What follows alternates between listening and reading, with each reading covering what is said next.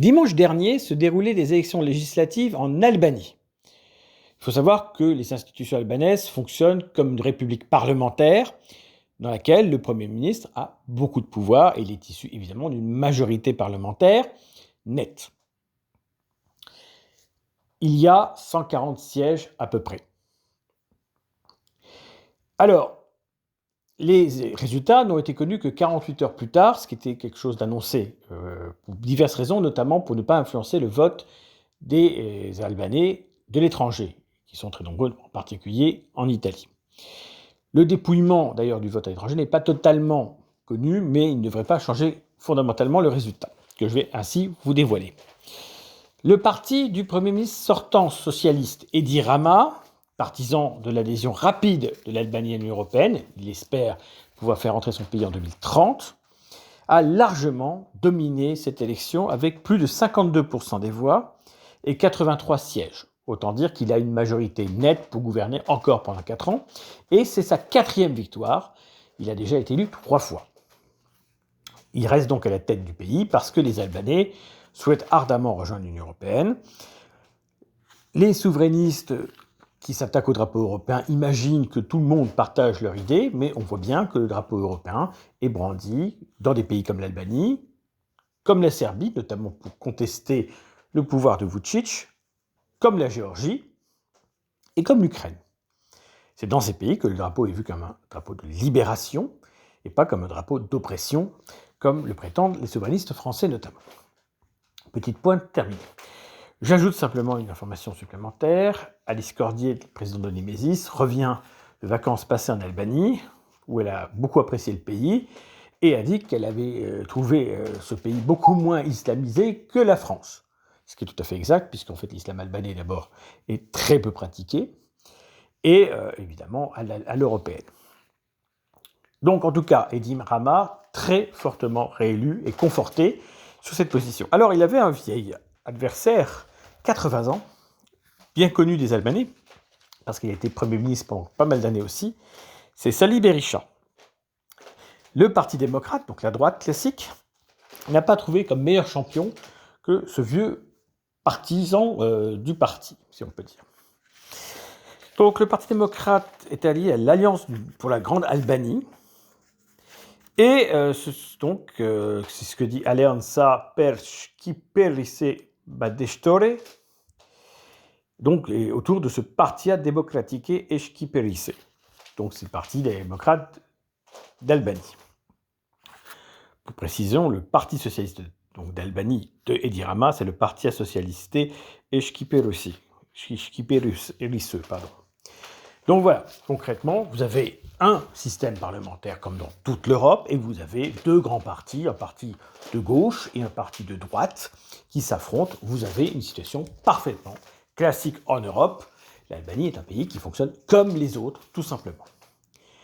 Alors vous aviez un petit parti social-démocrate albanais, le PSDA si on peut dire, qui fait 3,39% des voix et qui obtient 3 sièges. Donc c'est un parti de centre-gauche qui était jadis allié avec le Parti socialiste de Rama.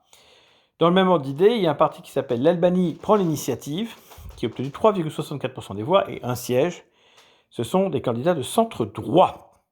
Donc des petits partis qui ont joué peu, victimes évidemment d'un vote utile, mais qui arrivent à avoir quelques sièges. Il y avait un parti de l'opportunité, un parti de droite pro-européen qui obtient 2,94% des voix et 2 sièges. Vous voyez qu'on a un système quand même parlementaire avec une proportionnelle assez nette.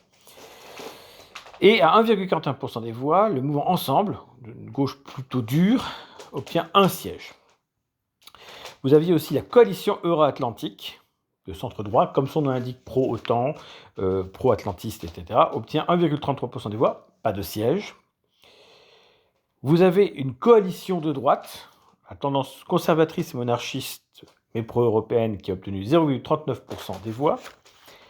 Vous avez l'Alliance nationale, donc albanaise, tout petit parti visiblement au niveau des voix, 0,2% des voix, donc l'Alianza Kombetare Shqiptare, et donc ce sont des nationalistes, et vous avez un autre parti nationaliste qui s'appelle le Mouvement pour la Patrie, qui obtient 0,15% des voix, ça se donne Levizia Adve, donc The c'est la terre en fait, et donc c'est la terre des ancêtres, et ce mouvement pour la patrie, donc traduit en anglais par Homeland Movement, est un parti de droite populiste et de droite radicale en partie, qui était classé au centre droit auparavant et qui donc s'est durci.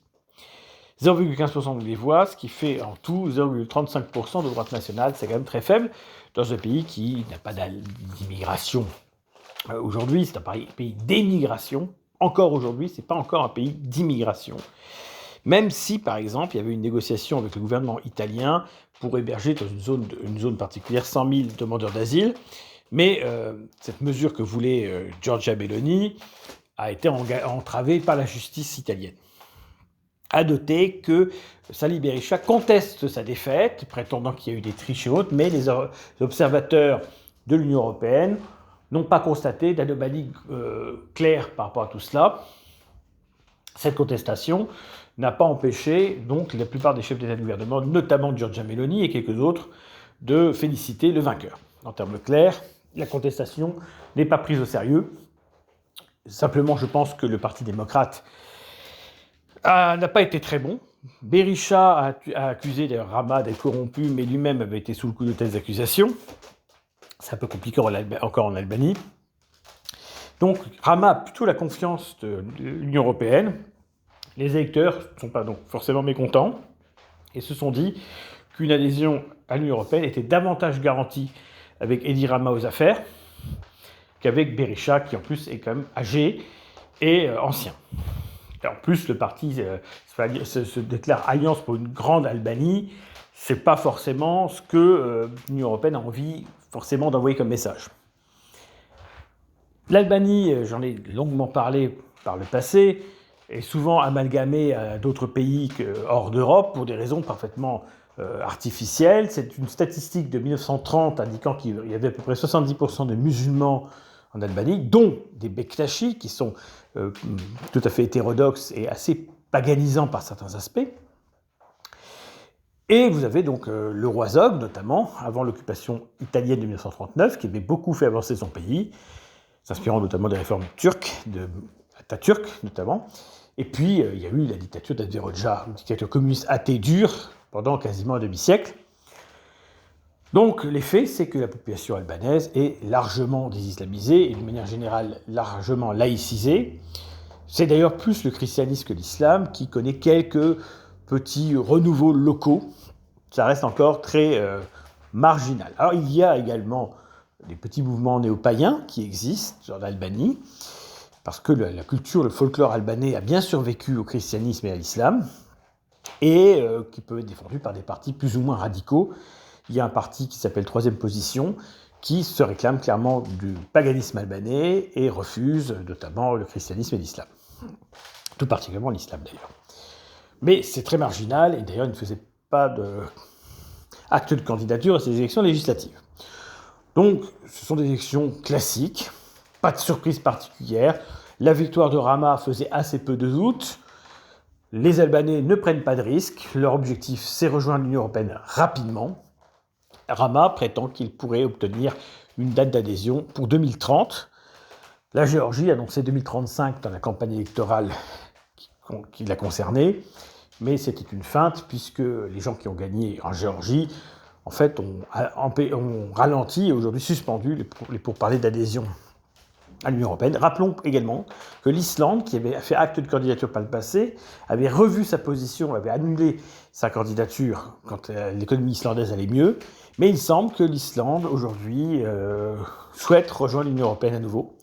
Les sondages semblent très favorables. Et comme c'est un pays très démocratique, même s'il n'y a que 300 000 et quelques habitants, eh bien, l'hypothèse que l'Islande se rattache ou se rapproche en tout cas de l'Union européenne à nouveau existe. L'Union européenne, malgré ce qu'elle est aujourd'hui, n'écœure pas ceux qui n'en font pas partie. Voilà, donc attention de ne pas fantasmer du côté français sur des sentiments qui restent marginaux, 2% des voix, alors qu'il y a encore aujourd'hui des peuples d'Europe qui ont envie de rejoindre cette construction européenne, même si peut-être qu'ils en ont une vue déformée. En tout cas, les Albanais confirment cette volonté et ont fait un choix démocratique clair en ce sens.